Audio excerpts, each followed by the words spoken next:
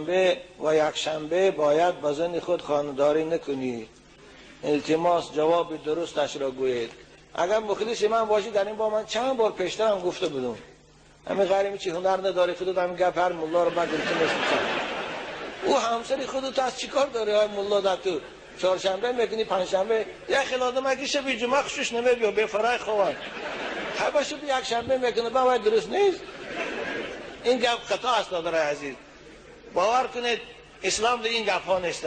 فقط هم ملای میگه اونها حقیقت اسلام رو نمیدانند. اونها هم اسلام عزیز هم مسخره کردند.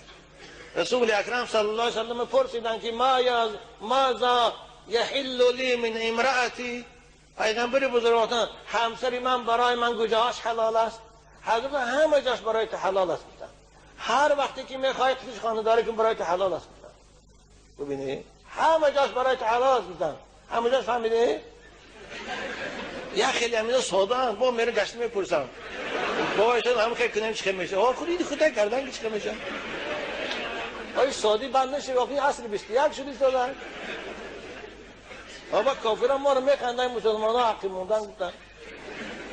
برای همین عزیزان من رسول اکرم پرسیدن صحابه که ماذا یحل لی من امرأتی.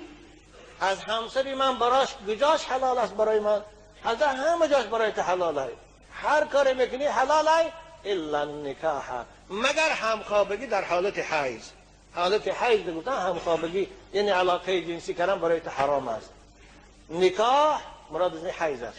شارح های حدیث میگن زیرا دیگه حدیث رسول اکرم اینو با شرط دادن در حالت حیض همخوابگی حرام است و این چنین خانه‌داری کردن از عقیب خانم این حرام است. غیر این دیگه هر کاری میکنی هر شبه که میکنی حلال است برای تو. او خدا رحمت کنه آدمای قدیم شیخ بودن. خدا رحمتشان کنه آدمای خوب بودن. گپای وی در 4 کتاب هست. یا 4 کتاب کل ما یه وقتا میخوندم. و هوا خدا رحمت کنه من از صاحب 4 کتاب من هر کجا نقره راستای دروغه فلان شب ما درست نیست و فلان شب عید کنی 60 لیکه بشو. هم بیچاره خودش هنری زن کتی خراختن نداشته های و همه هر چی رو بانه کرد نمیشه در کتاب بود. خدا نگهتان داره. فقط از زنا خودتان کنترل کنه بچه های عزیز. دیگر همسر شما برای شما حلال است. اعوذ بالله من الشیطان الرجیم. نساؤکم حرث لکم فأتوا حرثكم أن شئتم وقدموا لأنفسكم واتقوا الله واعلموا أنكم ملاقوه وبشر المؤمنين. خدا در این آیه مبارکه میگه همسرای شما برای شما حکم زمین کشت دارند. آنان که زمین کشت میکنه زمین خودت است. ای بالا جفت کار پایان بیایی از این طرف جفت کار بالا میری یا پرمکاری خود کردن گرافید فقط تخم کار در همون زمین حاصل خیزش. بنابراین این آیه کلمه صراحتا دلالت میکنه در عقیب کردن زن حرام است.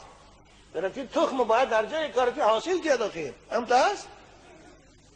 بنابراین خداوند حرث لکم گفت است فأتوا حرثکم ان شئتم. همسری تو زمین خود چکلی میخوای کردن بیچاره ملا خدا رحمتش کنه. بابای ملا گفت خودت هنر نداره ما را من نکن. السلام علیکم سادی عزیز. آیا درست است که من خواهر خود را بوسه کنم؟ من در این باب چند بار صحبت داشتیم که ابولیث سمرقندی ما و شما 5 نمود بوسه را برای ما و شما اجازت دادند. یکم بوسه پدر و مادر فرزندها را می تواند که از رخساره هاش بوسه کنند. دوم فرزندها می توانند پدر و مادر را از بالای سرش بوسه کنند. سیوم بوسه ای که هست این بوسه خواهر برادر را یا برادر خواهر را از پیشانیشان.